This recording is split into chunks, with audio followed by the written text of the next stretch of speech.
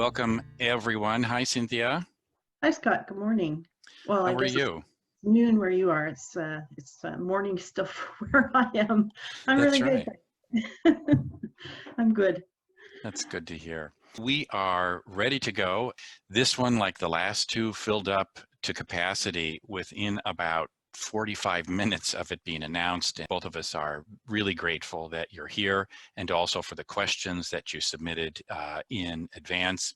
All of the information that we'll be talking about today will eventually be uploaded to my personal website. That's at scottdmiller.com. If you register, then you'll receive email announcements automatically when the website is updated. The recordings for the first two meetups are available, and they are described in detail in my last two blog posts. Click on that blog post and you'll see minute by minute, it tells you exactly which questions we're considering. In addition, Cynthia and I are both part of a group called the International Center for Clinical Excellence. This is a place where things like what we're doing today and have done 2 times previously happen on a day-to-day basis. Cynthia and I are always bemoaning the fact that the site is far underutilized than it could be. You can go there, you can post questions, and generally you'll get responses from a pretty knowledgeable community of fit practitioners all over the world within minutes. In the meantime, we've got questions, an entire list that we're going to go through right now. Cynthia, are we okay to get going? We're okay. So I'm going to turn off my video and I'm going to start monitoring, okay? Perfect. By the way, I didn't mention this, but Cynthia is the Community Relations Manager for the ICCE. She oversees the entire process. And what's cool about it is it doesn't cost anything to join. So it's absolutely free. You join, you set up an avatar, and then you can participate in the community and access all sorts of freebies and resources.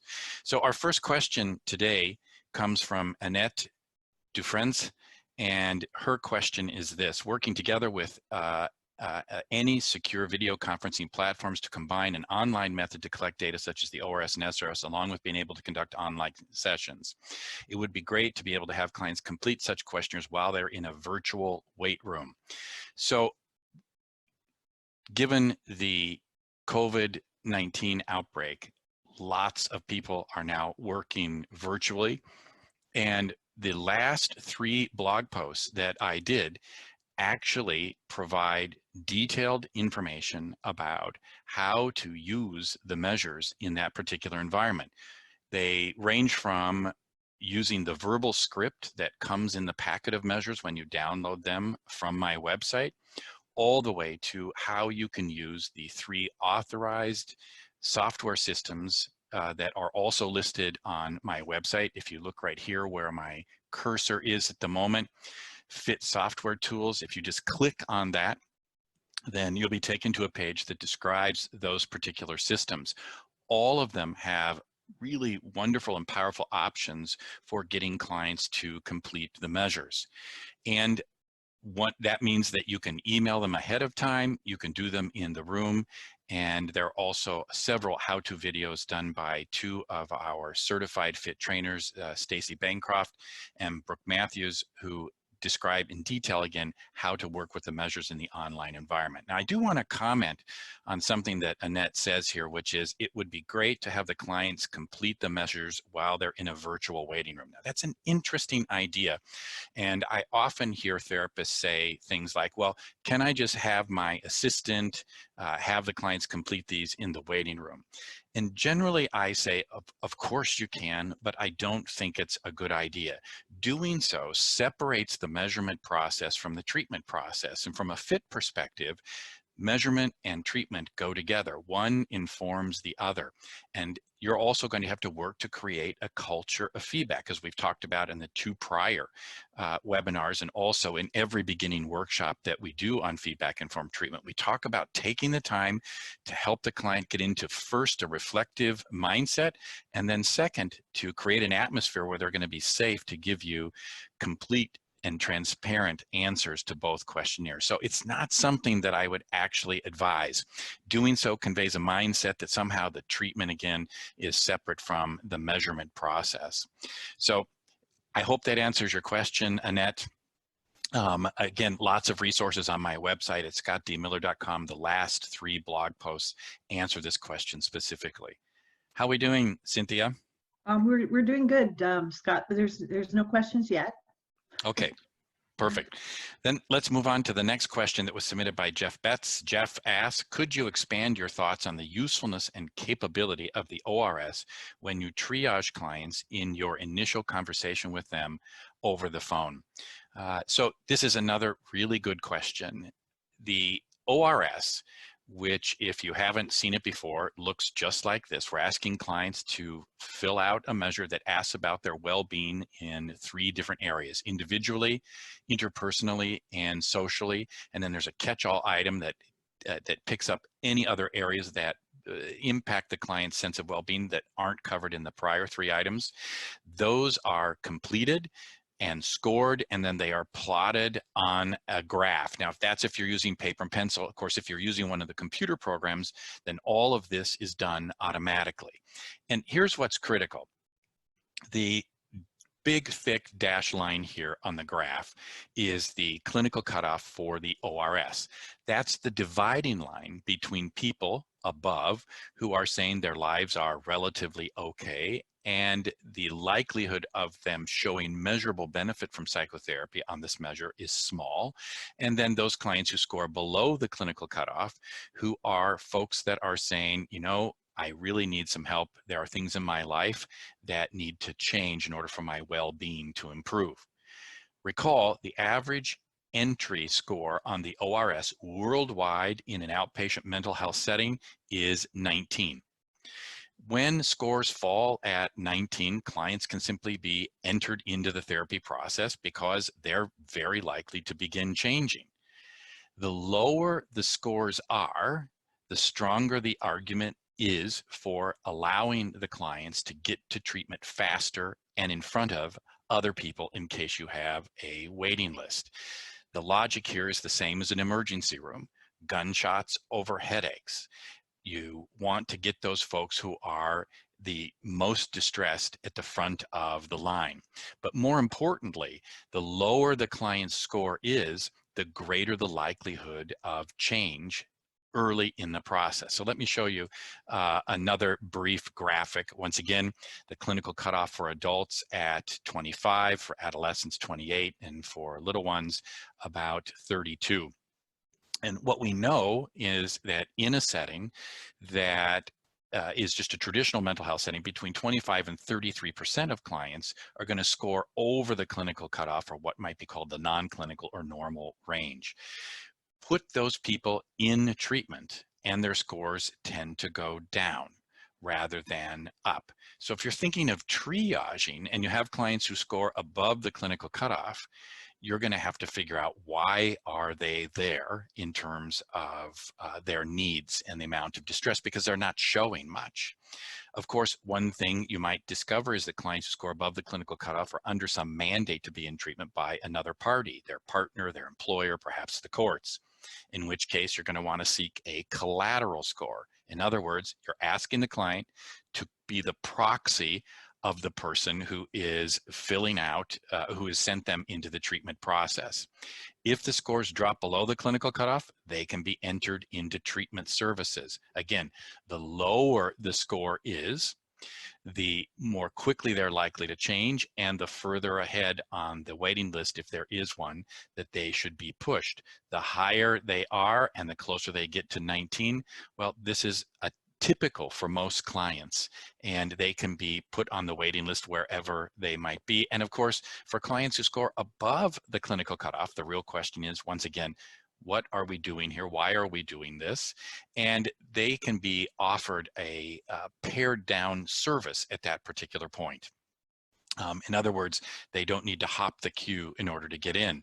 So I know an agency in the state of Iowa who uses the scales to triage folks, and those, they see many clients who are mandated. Those who score above the clinical cutoff are not put into their most intensive day treatment program unless there are other physical or medical complications, but rather they might be put into a pre-contemplative group format, an educational format that meets the level and intensity of their needs at that time. I hope that makes some sense. Jeff, how are we doing, Cynthia? Good. We have one question that's come in. Do you Okay. want me? Okay, it's from Josh, who's asking about how can we help clients bring out their theory of change without negatively influencing that process, especially with clients who have difficulty articulating exactly what they would find helpful. Okay, thanks for that question, Josh. The whole idea of a theory of change was something that our team toyed with close to 20 years ago. And you'll notice that now you haven't heard me saying that for some time, and we don't write about it in any of the writing that we're doing. And the primary reason is that FIT, at least, feedback-informed treatment, stands above models of treatment. It doesn't have any ideas or theories about why people have problems or how those problems resolve. It's simply a quality assurance practice. And the idea that people have a theory of change, it's an interesting one, but it's pretty much tied to a specific idea about how to do treatment. FIT is agnostic as regards treatment.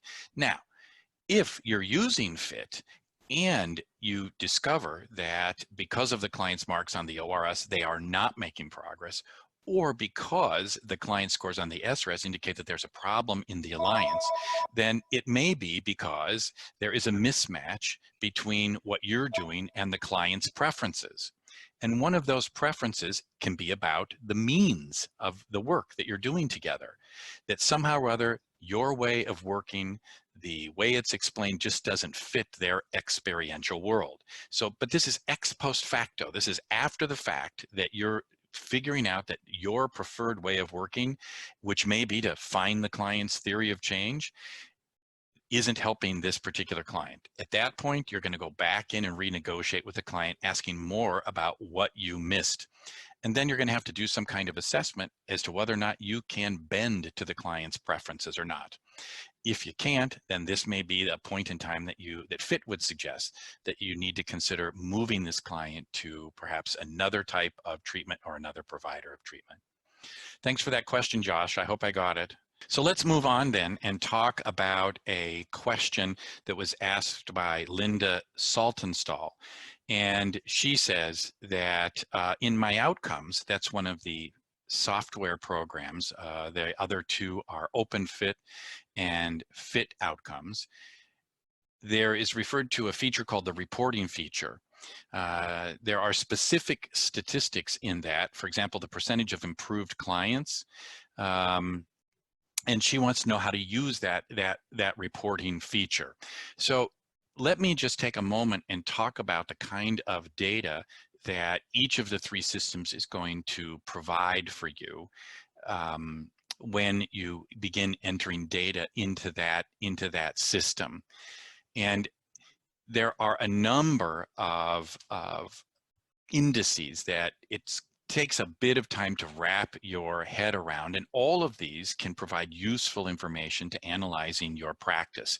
The first indice is known as the episode of care. This is different from clients in care because there can be multiple clients involved in a single episode of care. It includes all the sessions and all the participants. The next indice is the average intake ORS of your entire sample. And as the name implies, it's just giving you the average of all the clients in your sample, their ORS score at intake. As I've already said, typically that average intake score on the ORS is between 18 and 20 for adults in outpatient mental health care settings, and it's typically higher for mandated clients. The average intake score gives you a quick snapshot of the kind of people you're working with. Of course, if you're working in an inpatient setting with people who are being brought off the streets, your average intake is likely to be lower. So it's just giving you a clear snapshot of the degree of distress that the people that you're seeing are in. The next indice is the average intake SRS. And as again, the name implies, is simply the average SRS score across all of your clients. And this is an important indice because if you look at that particular number, what you're wanting to see are lower numbers or values rather than higher values. The reason for this is that SRS scores that improve are associated with better outcomes at the end of treatment than SRS scores which start high and stay high, and especially much better than SRS scores that start high and decline. In fact, SRS scores, when they start high and they decline, are associated with effect sizes that are about 1/4 the effect size you see in studies of psychotherapy. What's a reasonable number? Well, right around the clinical cutoff, which is the 25th percentile, is 36. You're going to want to see scores hover around that. I actually like to see them around 34 or 35. We're going to come back around to this because several people asked, how do we get the scores to be lower from the SRS? Another indice that you're going to see is the effect size. Effect size is the size of the impact your treatment has across all of your clients. It's a pre and post measure. It's looking at 2 scores for your client, the first one and the last one that they've had. And worldwide, the average effect size across the systems using the ORS and SRS is 0.76. And of course, your data is going to be divided into active cases and then your inactive cases. So you'd want to see an effect size of around 0.75, 0.76 in your case sample when the cases have finished with you. In your active cases, of course, it's going to be lower because, of course, you're still working with them. Let's move on and talk about just a couple of other indices in the reporting feature of the various systems. And I hope you're getting a sense of how important it is to be able to aggregate the data. I think way back in the beginning, 22 years ago, when we first started doing this, we encouraged people to just get started completing the measure. Just fill it out on paper and pencil if you don't want to use one of the electronic systems. That's not what we recommend anymore because you get instant feedback by looking at the normed trajectories in the 3 systems, as well as data aggregation, which will be useful later on for deliberate practice. Because one of the first steps in deliberate practice is knowing how effective you are right now. By having the aggregate data and beginning to look at it more closely, I can look for professional development opportunities where my outcomes don't look quite as good. Relative effect size, as the name implies, is your outcomes compared to others in the database. And the number that you're looking for in that column is 0. What that means is that you're no better and no worse than everybody else in the system. And I haven't said it this particular broadcast, but recall that average outcomes in psychotherapy are very good, better than most medical procedures. The average treated client better off than 80% of the untreated sample in most studies of psychological treatment, regardless of diagnosis and regardless of treatment approach. So if it's higher than that, then you're a little better than average. If it's lower than that, then you're a little worse than average. But most people fall between plus 0.3 and minus 0.3. So the distribution is very tight and thin. And if it's above that, you're either really good or you probably don't have enough data in the system. Again, because most of us, frankly, are average, and that's good enough. One more indice is skipped data. And skipped data includes entering data when you have not completed the measures. And we think it's really important if you had a session, but you didn't complete the measures, that you enter this as a skipped session in the database. Why? Because it may indicate something about you in those situations where you decide for some reason you're not going to complete the tools. If we don't know how many times you're doing that, then we're not going to learn if this is some non-random pattern. A did not attend is another way you can code the sessions. In other words, you were there, you waited, and they didn't show up. And a canceled session, that is canceled within a reasonable period of time or whatever your cancellation policy in. And for each of these, there are an indication of what the base rate is. Collateral data is something I mentioned when we were talking about mandated clients just a moment ago. And there are 2 types of collaterals, internal and external collaterals. An internal collateral is when I ask a client to think about how someone else would rate them. So this is done inside their head. They're making a guess. The second is an external collateral. As the name seems to imply, it means that I'm asking the client, somebody involved in the client's treatment, to rate how the client is doing. And all of the indices that I've talked about so far are actually computed for the collateral data in the system. And in all three systems, you can also plot collateral data together with the individual client trajectory to get a sense of how close or how far this client is to addressing the concerns that others have about him or her. Last but not least, percentage of clients reaching target. And this week on the ICCE, I had a question that spoke directly to this about the reliable change index.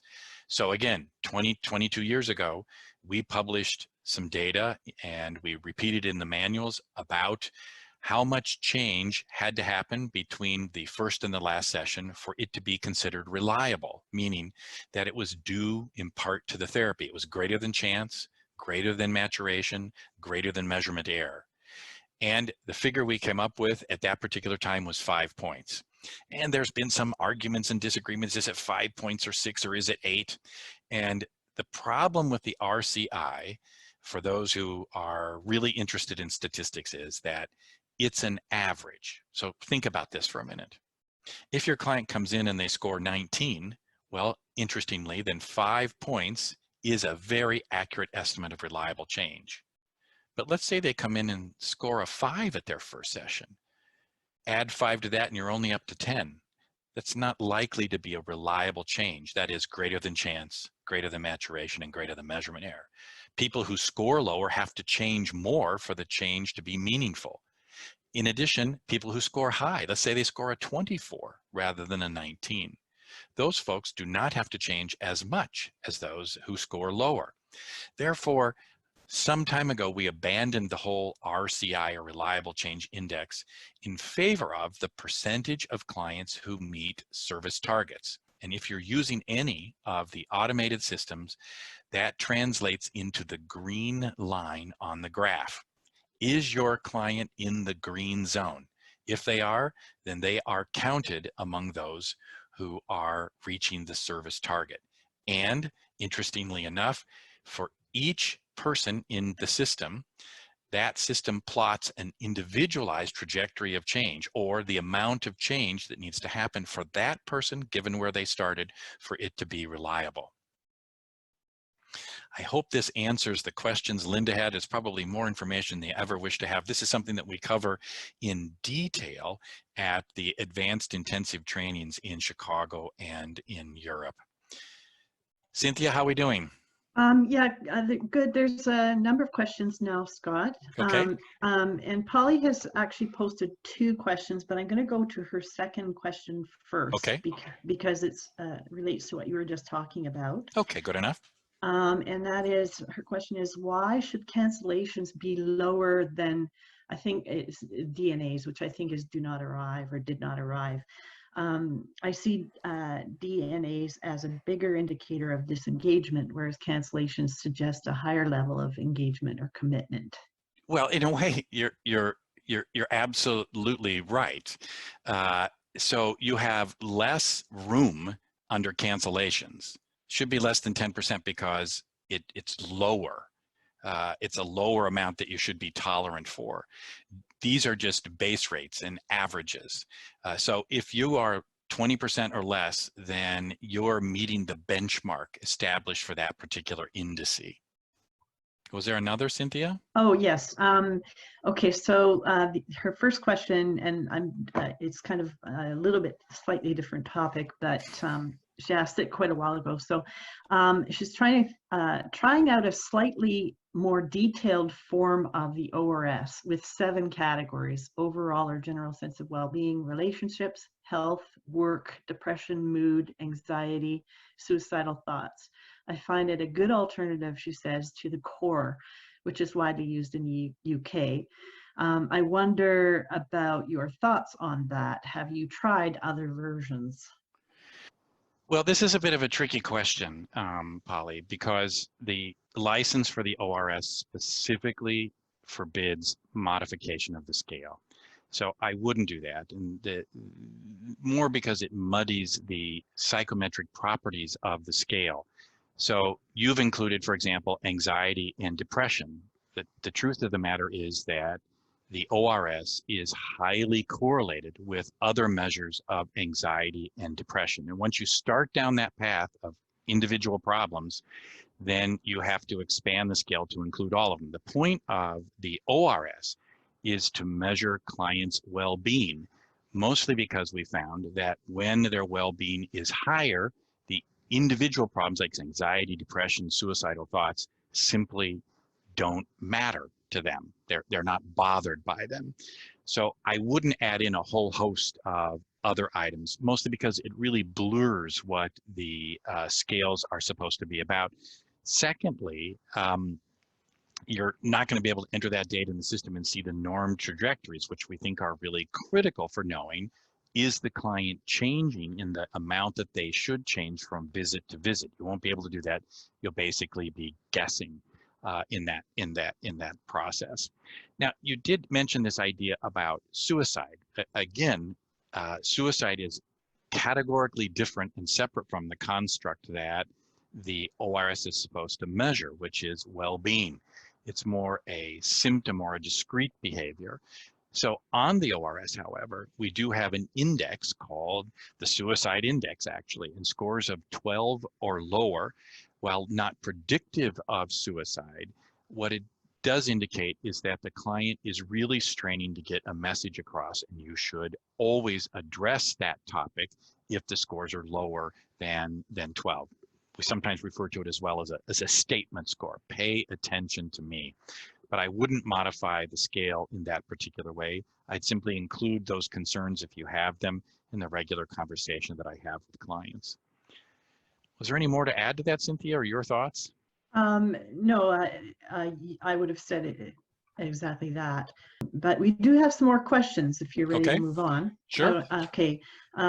Jenny is asking, she's asking, what is the average rate of improvement in therapists who have used FIT for 2 years or more? What is the average rate of improvement of therapists who've used FIT for 2 years or more? And the answer to that question is complicated. I don't think I can say with any degree of certainty that there is overall improvement in therapists who use the measures. The response to the tools varies depending on the therapist. I think that should probably make some sense if you think about it. What I can do, if you hang with me, is see if I can actually find another presentation and show you what happens when you combine FIT with deliberate practice.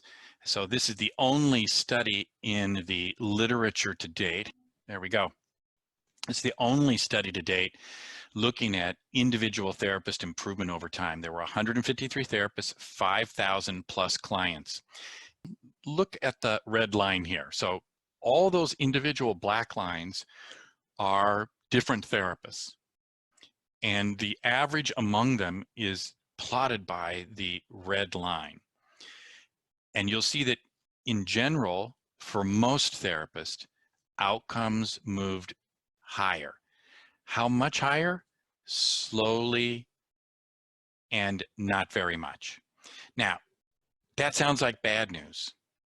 The good news is that those very small differences have a large impact over time. So what we're looking for from the use of FIT and deliberate practice is not some dramatic change in outcomes, but a small, steady improvement upwards that allows you to treat 100 more clients effectively this year and 100 next year, so that after a decade, you've literally treated thousands of people more successfully than your average peers who are not doing this.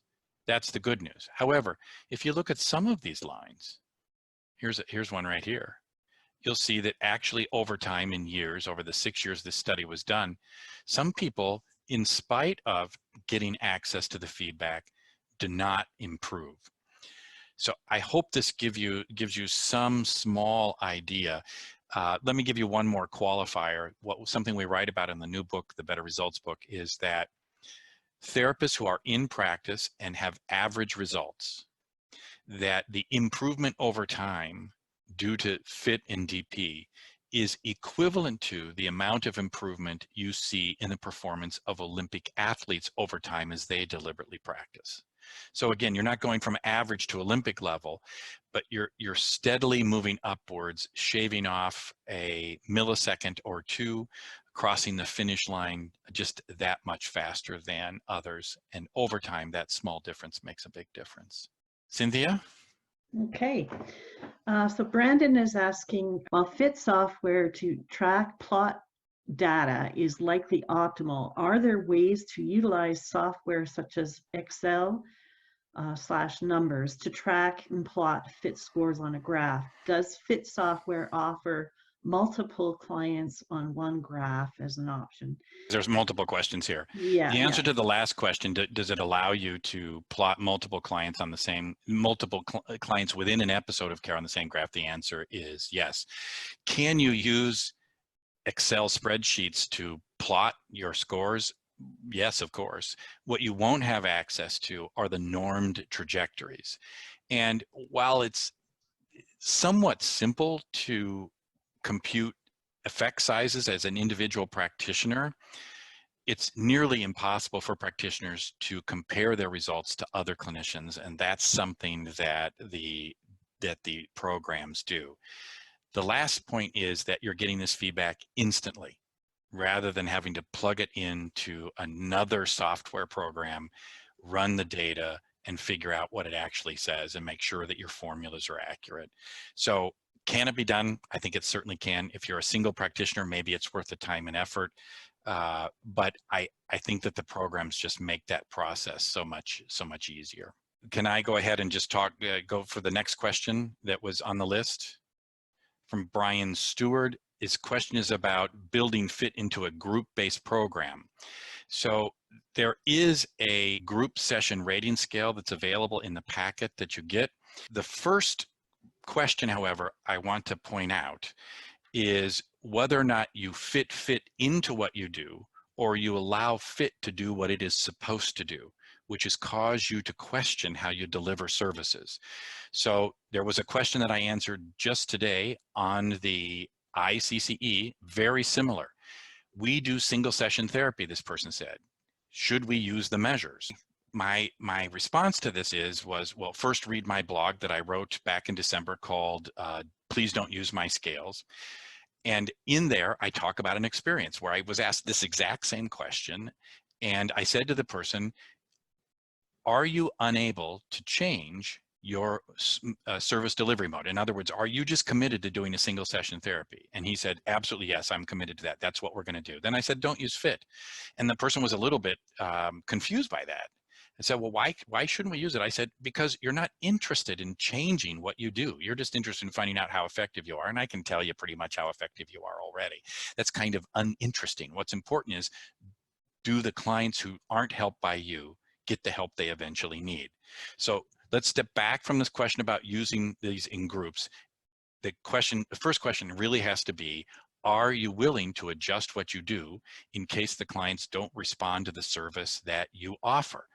And I would say the same thing if you asked me, if you said, well, what we do is EMDR at our center.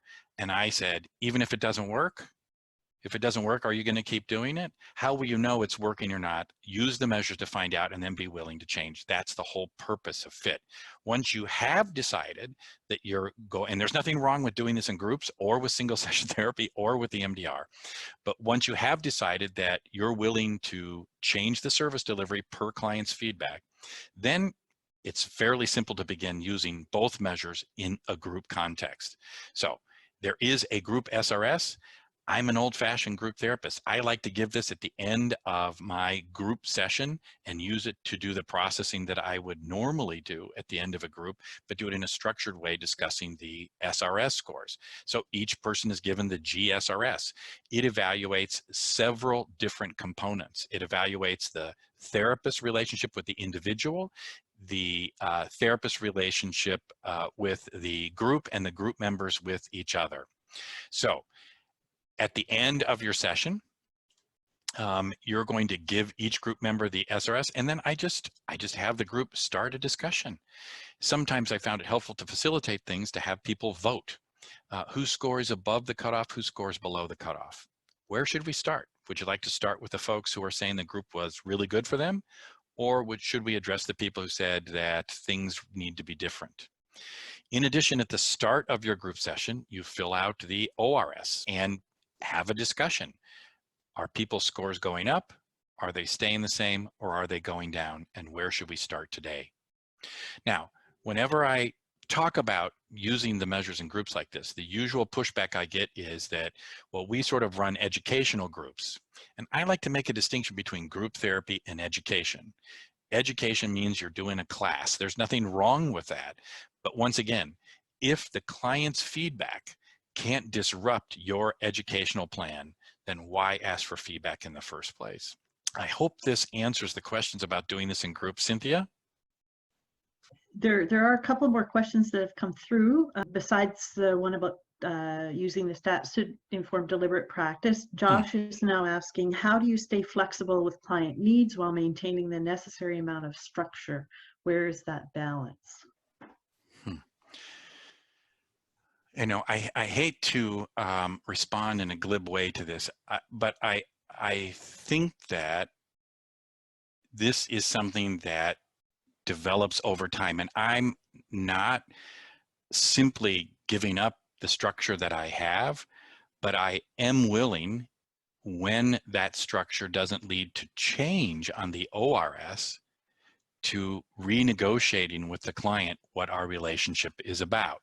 So if the client reports on the ORS that they're not changing from visit to visit, I'm going to go right back to the SRS and start to look. Have we agreed on what it is we're aiming for? What is it about the means that we're using that either fit or don't fit, that engage or don't engage?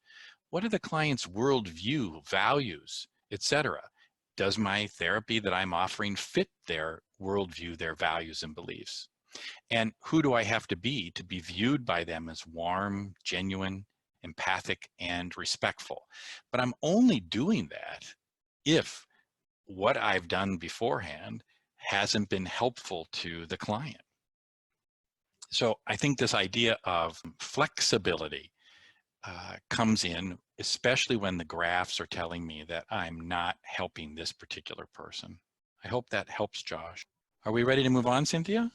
Yeah, Brandon is asking, where can an individual already licensed clinician in private practice go to find supervision to get the negative feedback critical for deliberate practice? Is there a list available of available supervisors, for example, on ICCE or somewhere that offers such feedback? Yeah, so I think this is a really important question. And since there was the other question about how do you use the aggregate data, let's put those two questions together. When you begin using the ORS and SRS, there are two ways that this impacts treatment. The first way is it does what Josh was sort of hinting at. It increases our flexibility. And I love this little quote by Stiles and Horvath. They're talking about responsiveness to individual client variation. Why do we need to respond to individual clients? It's because the lion's share of variability in outcomes is attributable to differences between clients. Clients are the wild card in the therapy process, and therapists do a remarkable job engaging clients, except when we don't. And in that case, the difference in outcome is because certain therapists are better at that responsiveness. So the ORS and SRS give us a way to initially affect the outcome by helping us notice when we weren't responsive and we weren't flexible. They give us a pause. How can we increase our responsiveness? What might we do? We'll take a look at a study that I believe I mentioned the last time we had a meetup and get together by my colleague and friend, Jeb Brown. Jeb did a very intriguing study where he looked at the percentage of time people spent looking at their data after they had administered the measure. So here's the key. Everybody in this study was dutifully filling out the measures. And by the way, this reminds me as well of the question that was asked earlier, what's the average improvement of therapists who've been using FIT? This is the exact same, it's data that supports the idea that there isn't any way to really state how much of an impact, because it varies depending on a host of factors, mostly therapist related. So again, what Jeb did here in his particular study is had 100% of therapists who were using the feedback tools, but then he checked in a very clever way how often they logged into the computer system to go through their data. And what you see on the vertical axis here is a gain in effect size over time. And along the horizontal axis is how many times they checked on their data. Take a look here in a year. If you never checked in on your data, you dutifully administered the scale, but you never checked in about what it meant in terms of your aggregate data, actually your effectiveness here goes down over the year period. Even if you're checking your data from 1 to 50 times, up to once a week, your outcomes still go down. Once you're checking multiple times per week, then you start to see that doing fit has a positive impact on outcomes. How much? Well, if you're checking it multiple times per week, you're reflecting on that, you might within a year increase your effect size by 1/10 of one standard deviation.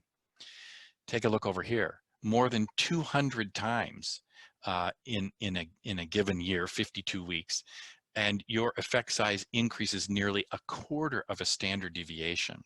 That's just an amazing impact. But does it mean just logging into the computer and staring at the data?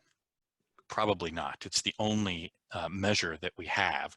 It probably means that these are folks who are intrigued by the feedback that their clients are giving them, spending time thinking about it and processing.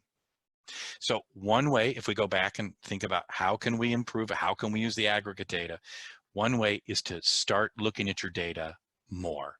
That will help you become more responsive to your clients. The second thing and the second way that fit and deliberate practice can help improve your results is helping you identify what we call non-random errors.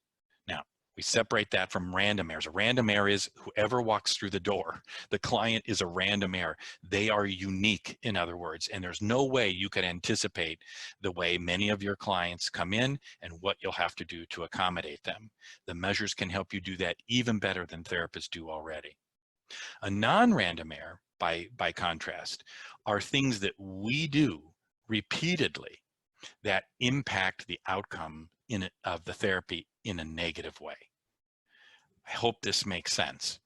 And once you begin using the aggregate data, you're going to get all of these indices that we've talked about already in detail earlier. And you can begin to look through them for clues for areas that you might work on to leverage better outcomes. So we look through these and take a look right here. Average intake SRS scores. Now, I know I've been talking a lot and pushing lots of information out, but think about this for a minute. I said scores that improve tend to result in better outcomes. So you want your scores on the SRS to start lower rather than higher. Now, wait. I know what you might be thinking. A while back, it's probably been 2 or 3 years ago, somebody asked me, Scott, does that mean I should purposefully make mistakes so that clients will rate me lower?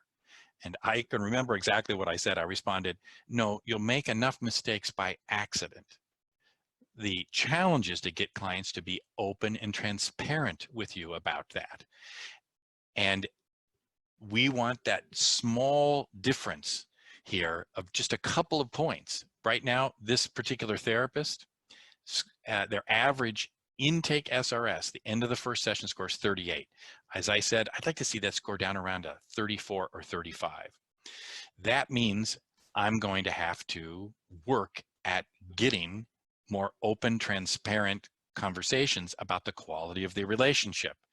Once I see this score, I can then begin to map the aggregate data, which was the question that was originally asked, onto the TDPA, the taxonomy for deliberate practice. So think of all the steps we've done. You've been measuring the results, you've become more responsive.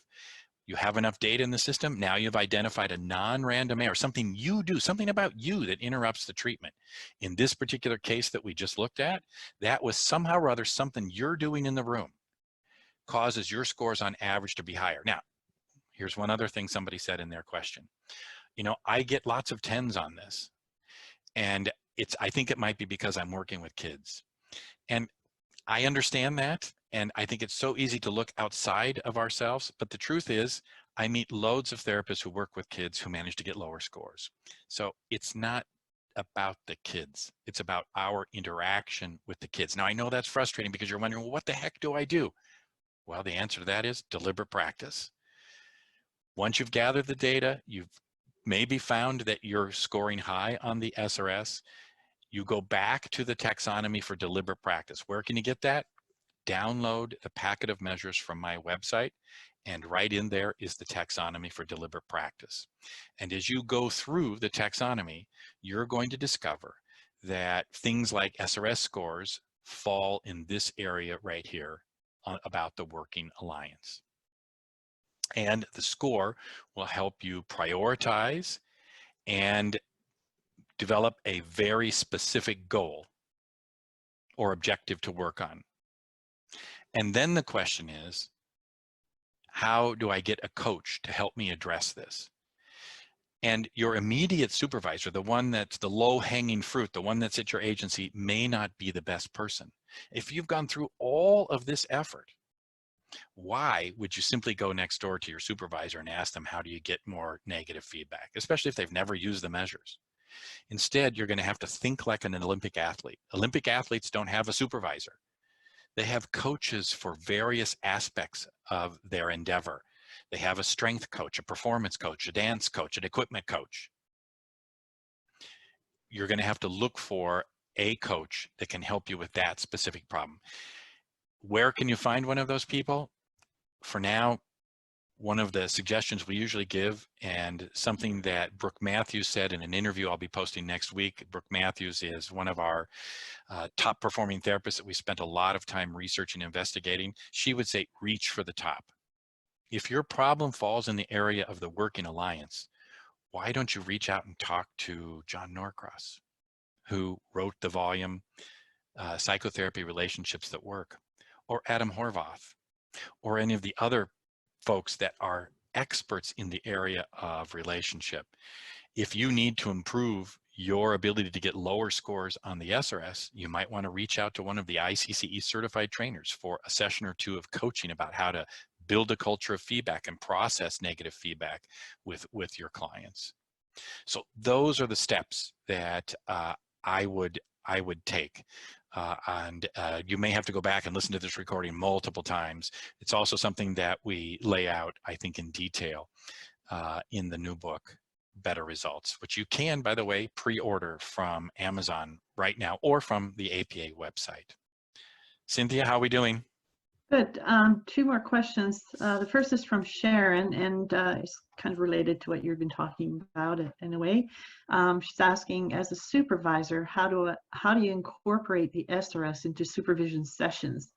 Knowing that the conversation is most important, how do you invite feedback that best supports the value of supervision? So to answer this particular question, and I think it's a good one, I would say probably a good idea to pick up manual number 3. I'm right about that, right, Cynthia? Yeah, manual 3. About on supervision. So because FIT has an entire model of doing clinical supervision.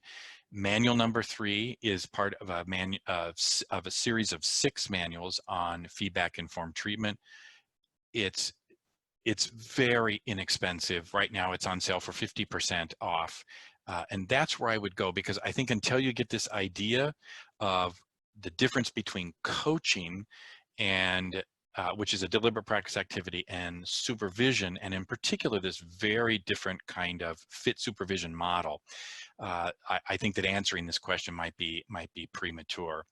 I want to get onto a question by Ricky Addis, who also submitted a question ahead of time, and I'm just going to read what she says. As a trainer, I found it difficult to get trainees to focus their attention on deliberate practice while they are learning about FIT. It is not really a question about deliberate practice, but about how to incorporate and time the introduction of deliberate practice in training and agency. It has to be an organic process, she says, but it is a heavy subject in and of itself and often not in line with the agency culture.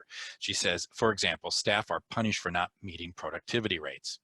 You know, Ricky, I think this is a really, really good question. And it's really about the whole purpose of deliberate practice. And now let me say something that I say in workshops, and it often gets a lot of pushback.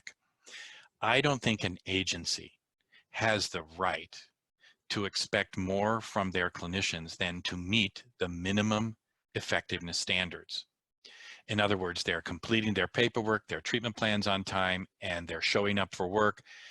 If you have minimum standards for that, I don't mean minimal, I mean minimum standards for that, I think that's really all the agency can expect. An agency that also demands that therapists improve in their outcomes, I think is walking down a slippery slope, and they really don't have any right to demand that. At the same time, I've found that therapists working in agencies, once they have mastered FIT, are really quite interested in deliberate practice. Why? Well, because pretty soon when you're doing FIT, you find out you're not as effective with as many people as you thought.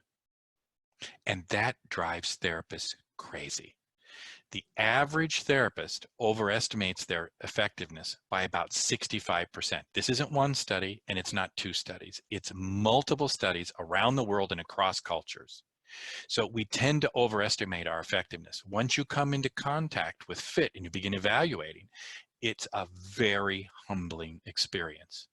But it also, for a group of people who are as devoted to helping others as therapists are, as I said, it really drives them over the edge. And at that point, deliberate practice becomes something that they often join in about. Why? Because it's not about improving the agency bottom line. It's really about me helping others. And until the agency has fully implemented FIT, and part of FIT means therapists are not going to be bonused or punished by their FIT data, then I don't think it's a good idea to introduce deliberate practice. And let me just give you one more example, and I know you know this, Ricky, but if in fact we measure productivity, as most agencies do worldwide, by number of butts in seats per hours of the week, this actually flies in the face of FIT, because clients coming to therapy is not the same as clients being helped by the therapy that we offer. And in fact, what it does is incentivize clinicians to keep clients in their practice that show up rather than get helped. So we've been saying in a FIT implementation that those kind of productivity standards need to go out the window. And what we have found is that a different kind of productivity standard emerges that takes into account a variety of factors, the chief among them being, are we actually helping our clients? And then I think it makes sense to do deliberate practice after that. Cynthia? Okay, we're almost up against the hour, but there is one more question. Okay. And that's from Dong. I think it has to do with accepting client feedback, and do we go with that feedback or do we challenge that feedback? Okay. Yeah. All right. Okay. Well, when you get client feedback, this is not the time to do therapy. Because what you're doing when clients give you feedback is repairing ruptures in the alliance. So if the client says, well, you know, I felt like you were too confrontational about my drinking problem, and I'm exaggerating here, and we respond by saying that's part of denial, which is a primary feature of addiction, then what you weren't really engaged in processing feedback, which is how can I change to help this person feel more engaged in the work? So I would make clear that you're not processing client feedback from a therapy point of view. I hope that gets it, Dong. Hey, Cynthia, I see we're right up against the hour. We are, yeah. I want to thank everybody for their questions. Hopefully we got through them all. If you have additional questions, make sure you email them to us and we'll put them on the list. Thanks, Cynthia, and thanks to all of you for joining us. Thanks, Scott. Thanks, everybody. Bye.